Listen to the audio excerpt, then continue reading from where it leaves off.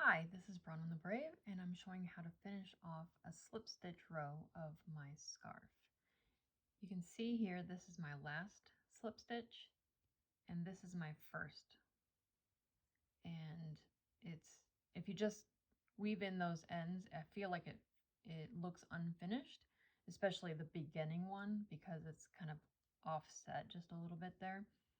But I'm going to show how to make it look like it's a continuous slip stitch that kind of wraps around to the back. I'm going to begin with my tail on a blunt tapestry needle, and I'll start on the end where we made the last slip stitch in that chain. So what we want to do is create another stitch that wraps around the end here, and that stitch should be about the same size as the previous slip stitches. So I'm going to start with a loop just kind of in midair, and then I'm going to find where the tail, where that yarn is coming out of this last slip stitch, and pierce it right into there. And I'm going to go all the way through my fabric and to the back. And try not to split your plies if you can help it.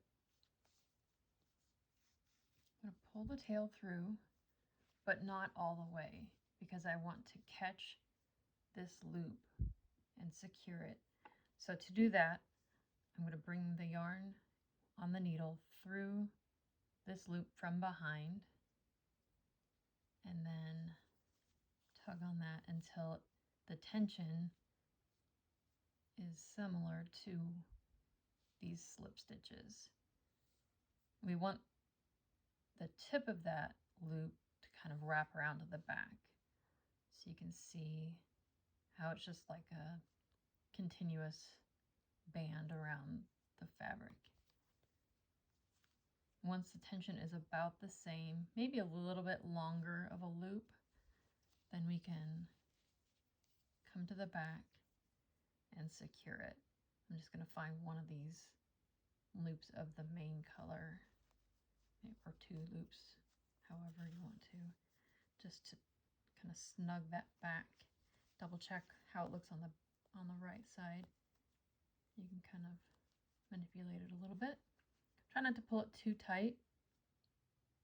It's better to be just a little looser than too tight, because you don't want it to pull in too much on the end. And then I would just weave this in as I normally would. Do a couple of passes here. So that is the first end. So I'll show you up here on this red stitch how to finish the first slip stitch. And you can see that the ends are just a little offset. So we want to correct that and make it look like they're coming from the same spot in the stitch. So, and this is just because it's the first slip stitch. So I'm actually going to pull on this tail, and I'm pinching this other leg just to keep the tension from getting messed up there. So I'm going to pull that tail out and to the front. So I have the tail on the right side. I'm going to thread my needle. And then I need to create two loops on this end. So the first one, I'm going to find where the yarn is coming out of and go right through to the back. And again, we want to match the size of these loops as well as we can.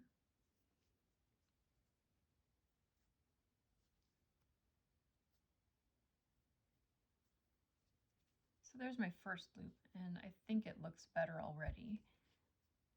And to create the second loop that wraps to the back, I'm going to use the eye of my needle just because I feel like I'm less likely to split the plies of my yarn. So I go from the bottom to top through both legs of that previous loop.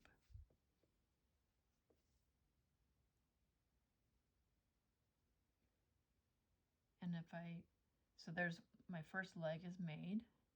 And if I just hold it there, I can see what it's going to look like, where that end is going to land.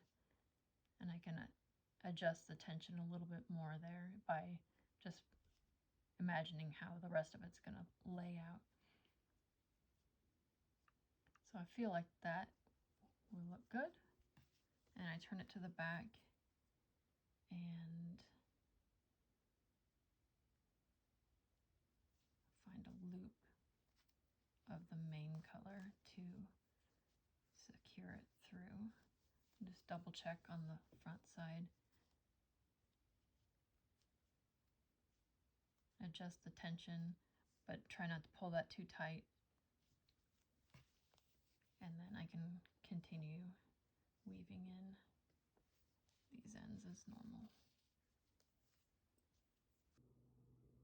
So I hope you like the finish that this provides, and I hope you'll tag me on social media when you make your own scarf. Thanks for watching. I'm Bronwyn the Brave. Be sure to subscribe and like this video.